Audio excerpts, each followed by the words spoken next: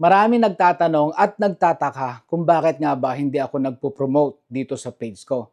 At syempre, marami pong lumalapit sa akin na mabuo yung kanilang 10,000 followers. Ang nakakagulat pa, yung iba ay mga 100,000 followers na gusto nga po nilang magpa-promote sa akin. Madamot nga ba ako? So sa mga baguhan po dito sa Reels, pakinggan nyo po ito, tapusin nyo po at baka may kapulutan nyo ng aral, especially siyempre magsisimula kayo, especially din dito sa aking mga followers na baka sabihin nyo nga, madamot ako. Madamot nga ba? Sinuntot palaboy. Guys, unang-una po, gusto ko lang pong i-remind sa inyo na ako po ay content creator sa tutorial. Hindi po ako magtuturo sa inyo ng mali. Let's say na pinunan ko yung pagkukulang ng inyong mga followers at nabuo nga po yun. Ano pong mangyayari? Na-monetize kayo dahil sa tinulungan ko kayo. Nabuo yung inyong 10,000 followers as requirement. Sino pong manonood sa inyo? Wala.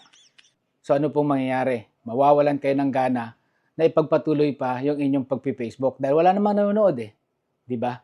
So guys, dito sa Facebook, sa pag-start sa Reels, kailangan nyo pong maintindihan na ang proseso po dito, kaya ka nga content creator, kailangan gumawa ka ng content. Kailangan mong gumawa ng mapansin ka dito ng mga viewers natin. Yun po ang pinaka-importante.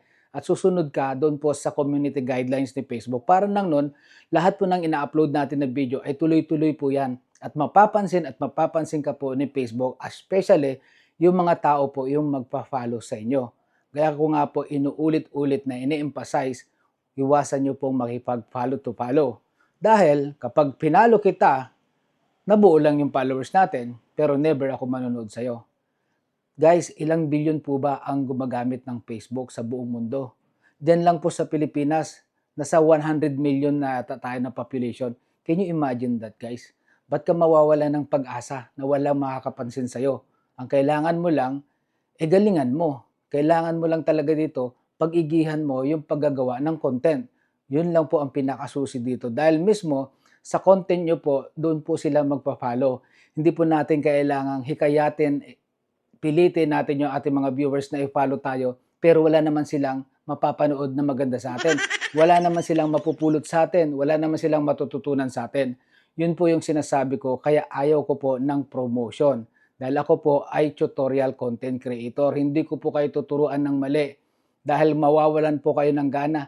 Kaya nga po, makikita nyo po, ang dami pong mga nag-content creator na nawalan ng gana. Kasi ang ina-expect po nila palagi ay pera. Palagi pong pera, yung nasa isip nila, doon palagi umiikot. Kaya pag nandun na sila sa punto na sila ay monetized na, dahil hinabol po nila, minadali po nila lahat yan sa pag-follow to follow, ang ending po nun, nawalan sila ng gana. Kasi po, ang nasa isip po kagad nila kasi pera. Kailangan guys, kapag nag-content creator ka, huwag naman tayo maging ipokrito. Siyempre lahat naman yan, gusto talaga natin kumita. Pero kailangan nasa puso mo yung paggagawa ng content. Dapat ipakita mo yung talent mo. Huwag kang basta lang mag-upload ng kung ano-ano dyan. Hindi ka talaga mapapansin ng tao dito. Tandaan nyo po guys, marami pong mga nanggaling sa baba ng mga sikat na content creator na ngayon. Ano po ba yung ginawa nila? Nagpapansin lang po sila nagpapansin. So ganun po yun guys. Ako po mismo sa sarili ko, ilang taon po ako na na-stuck ako sa 500 followers.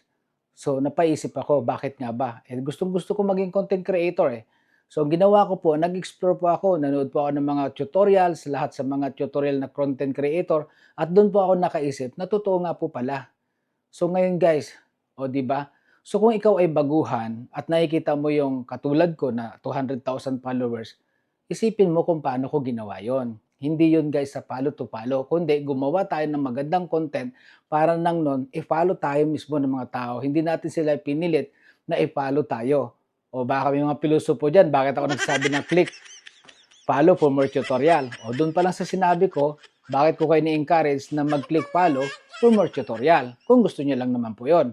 Para nang nun, mas marami po kayong malaman dito sa aking mga tinuturo. Pero nasa iyo pa rin ang desisyon. Kung ayaw mong i-follow isang tao or gusto mo siyang i-follow, yun po yung sinasabi ko sa inyo. Iwasan niyo po yung pag-follow to follow dahil po talaga masisira lahat ng mga diskarte mo dito kapag dumating na sa punto na ikaw ay na-monetize na.